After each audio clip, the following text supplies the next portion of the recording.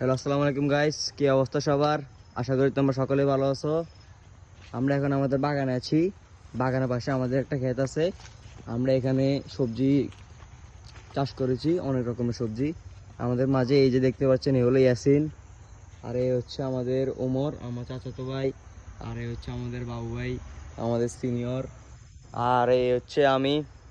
আমরা আমাদের সবুজ সবজি খেতে বিভিন্ন প্রজাতির গাছ রোপণ করেছি এবং আপনারা দেখতে থাকুন। এই যে এটা হলো বেগুন গাছ, দেখতে পাচ্ছেন আমাদের এই যে বেগুন গাছ।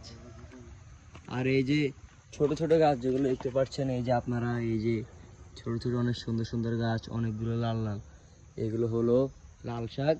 আপনারা জানেন আমাদের নোয়াখালী ভাষায় এগুলোকে বলে ডুল্লা। আপনাদের ভাষা কি বলে আপনারা বলে যাবেন।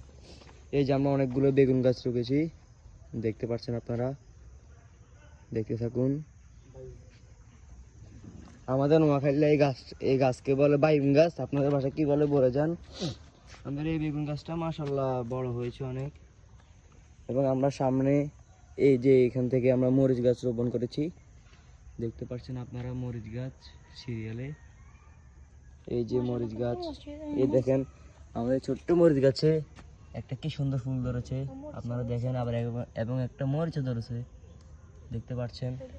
এবং এই যে আমাদের মরিচ গাছ, এই দুই সারিতে সবগুলো মরিচ গাছ, দেখতে পাচ্ছেন আপনারা।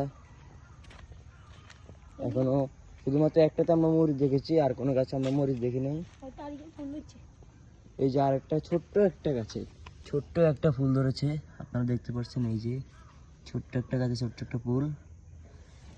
আমাদের পুরো বাগানটা সবজি বাগানটা দেখতে হলে আমাদের সাথে থাকুন আপনারা।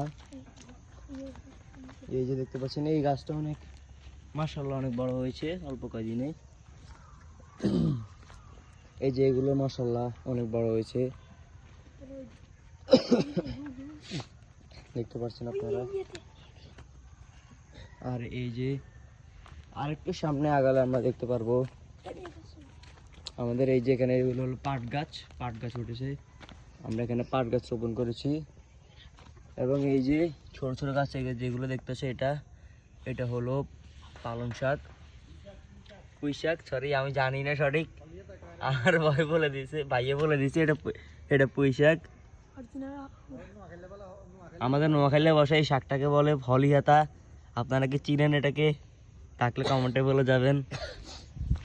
এবং আমরা আস্তে আরো সামনের দিকে এগোতে যাচ্ছি আমাদের মরিচ ক্ষেতের উপর দিয়ে।